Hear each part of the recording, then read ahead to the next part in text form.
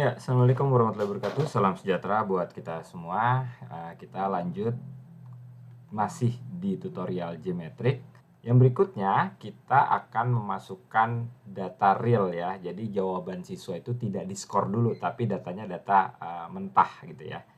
Nah, maka kita import dulu dari sebuah file yang saya sudah siapkan di sini. Filenya ada 60 responden, kemudian soalnya masih 20 juga. Oke, kita save as, masih pakai CSV ya, kita masih pakai CSV delimited, delimited, tutorial geometrik 2 gitu ya. Geometrik 2, kita save-nya gitu aja. Oke, setelah kita save, kemudian kita impor data. Jangan lupa naruhnya di mana tadi. Geometrik 2 CSV, semikolon, inverse row, ingat ini adalah variabel ya. Kemudian data tutor 2 import. Oke, data tutor 2 sudah masuk di sini ya. Nah, sini kita lihat bahwa di sini ada nomor responden sampai 60 responden, kemudian ada nomor butir soal. Nah, seperti biasa kita identifikasi dulu. Nah, untuk identifikasinya kita masuk ke advanced. Ini ya. Jangan lupa kita siapkan kunci jawabannya. Di sini saya sudah membuat apa ya? Membuat contekan lah ya, membuat contekan. Di sini ada misalnya option A gitu ya. Option A. Tuh, kemudian ada di nomor butir apa aja gitu ya. Skornya lupa gua. Ya, skornya A itu misalnya 1, kemudian jika dia jawabnya B, dia jawabnya B, dia 0, kemudian jawabnya C, dia 0, jawabnya D ya, D dia 0, tapi jawabannya sampai E ya. Oke, jawabannya E dia 0. Oke, 0. Nah, yang kuncinya A mana saja, kan biasanya kita 1 A, 2 B, 3 C. Nah, ini kita urutkan dulu. Ada 3, 8, 12, 17, 18. Oke, berarti 3, 8, kemudian berapa lagi? 12, 17, 18, 17, 18. Nah, ini yang kuncinya A. Kita submit. Oke, kemudian kita yang kuncinya B. A berarti skornya 0, kemudian B skornya 1, C skornya 0, D skornya 0 juga, E skornya 0 juga. Oke, ini yang jawabannya B nomor berapa aja? 1, 5, 10, 16 ya. 1, 5, berapa lagi? 10 dan 16. 10 dan 16. Kita submit lagi. Kemudian kita buat yang jawabannya C. A 0 tentunya. Kemudian B 0 tentunya. Yang C jawabannya 1. Kemudian D 0 dan E 0. Oke, nah yang jawabannya C nomor berapa saja?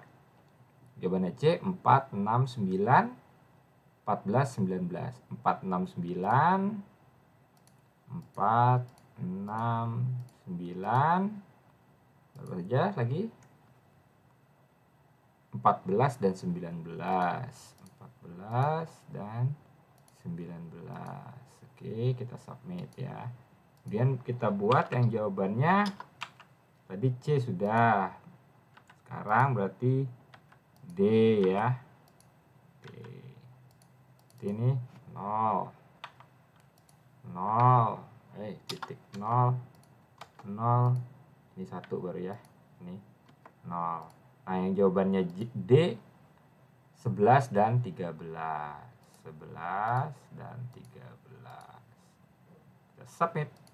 Oke, kemudian kita buat A, B, C, D, E. Sekarang kita yang jawabannya E ya. 0, 0, 0, 0, 1. Jawabannya E 2, 7, 15, 20. Nah, sisanya ya 2, 7, kan kelihatannya ada item-itemnya ya. 15 dan nomor 20. Kita submit. Oke. Setelah kita lihat sudah benar semua, sudah terisi semua, sudah hitam semua juga, kita tinggal oke. Oke, tinggal oke. Kemudian kita refresh data ya, jangan lupa. Ini kan masih kelihatan di not item, kita refresh data. Nah, binary outcome. Di sini sudah kita definisikan jawaban A, B, C, D dari masing-masing ya. Ini masih yang kemarin nih. Ini item yang kemarin ya. Kita hapus dulu. Oke. Nah, kita sudah ada definisinya di sini, sudah ada data masuknya, kemudian kita analisis dengan item analysis atau analisis butir tes klasik. Ya, seperti biasa kita standar aja item reliability dan SAM, standar error measurement-nya kita run. Ya, di sini kita bisa melihat atau kita dapatkan output dari Geometric. Di sini item analysis atau item man, biasanya kita sebut item man. Kemudian dari data tutorial kedua ya. Secara keseluruhan semua opsi A, B, C, D, E ini bisa atau dipilih ya. Dipilih oleh responden ya. Artinya apa? Artinya pengecoh atau opsi jawaban dapat bekerja dengan baik. Adapun kita lihat di sini 0,25, ini berarti opsi A dijawab sebanyak 25%, kemudian opsi C dijawab 31%, opsi D dijawab 1,67, opsi E dijawab 0, atau 5% ya, 5%. 5%. Nah, dengan tingkat kesukaran sekitar 0,3667 dan pasti akan jadi kesimpulan ya. Yang dikunci jawaban ini pasti menjadi kesimpulan di atas. Oke. Nah, apa maksudnya nih kalau 0,3667? Nah, daya beda tingkat kesukaran itu ada di area jika 0,00 sampai dengan 0,3 itu bisa dianggap sukar atau sangat sulit.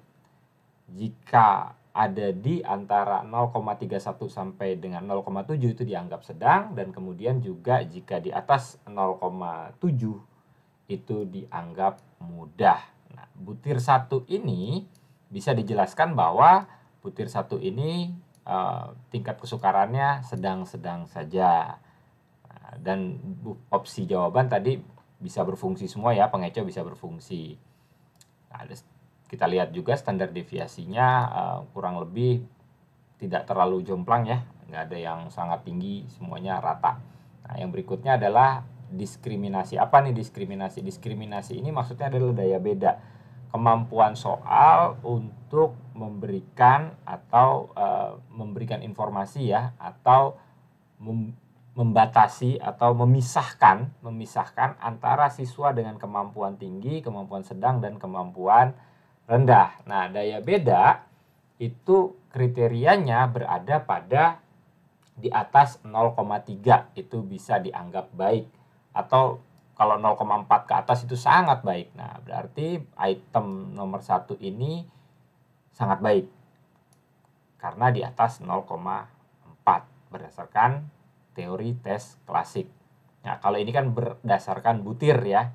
Nah, kita lihat di sini butirnya nomor 2. Nomor 2 E jawabannya, kemudian tingkat kesukarannya 0,7. 0,7 itu berarti sangat mudah ya, atau mudah lah ya, mudah.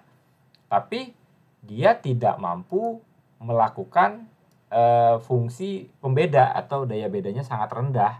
sangat rendah, dia nggak bisa membedakan mana yang kemampuan tinggi maupun kemampuan rendah. Nah, boleh jadi soal ini dijawab salah oleh siswa yang memiliki kemampuan tinggi. Makanya di tingkat diskriminasinya minus jadinya. Ini sangat buruk ya. Untuk membedakan diskriminasi yang seperti ini bisa dibuang atau di reject. Nah, namun demikian seluruh opsi jawaban ini dijawab oleh peserta tes. Artinya memang opsi jawaban ini cukup berfungsi lah, cukup works lah. Kemudian kita lihat lagi mana soal-soal yang kiranya, nah ini dia nih yang minus juga nih, sama nih minus ya. Nah, minus, kemudian ini sangat sukar. Nah, boleh jadi soal ini walaupun opsinya semua berfungsi ya, boleh jadi soal ini dijawab betul oleh siswa yang kemampuannya rendah. Kalau tadi kan siswa yang sulit menjawab salah pada butir tersebut, butir 2. Tapi kalau ini boleh jadi siswa yang kemampuan rendah dia menjawab benar pada butir ini. Nah, ini per item ya, analisis per item. Kalau per tes level kita bisa lihat ada item 20, kemudian 60 siswa, nilai minimum, skor minimum tuh 4, skor maksimum 19, rata-ratanya 9 dari 20 soal, menengah lah median 9, standar deviasi 4, lumayan, namun dia harusnya dari nilai minimum dari min 14. Jadi ini sebenarnya secara tes level kurang bagus ya, secara dari ukuran tesnya kurang bagus. Quinness-nya, derajat kemencengan, derajat kemenjulangan dia agak datar, jadi berkumpul di tengah, tapi yang tengah-tengah persis itu tidak terlalu banyak karena kemampuan yang sedang cenderung tinggi dan sedang cenderung rendah ini lumayan banyak juga dibandingkan yang benar-benar kemampuannya sedang. Dari rumus KR21-nya, karena ini skornya dikotomis, maka menggunakan KR21 ya.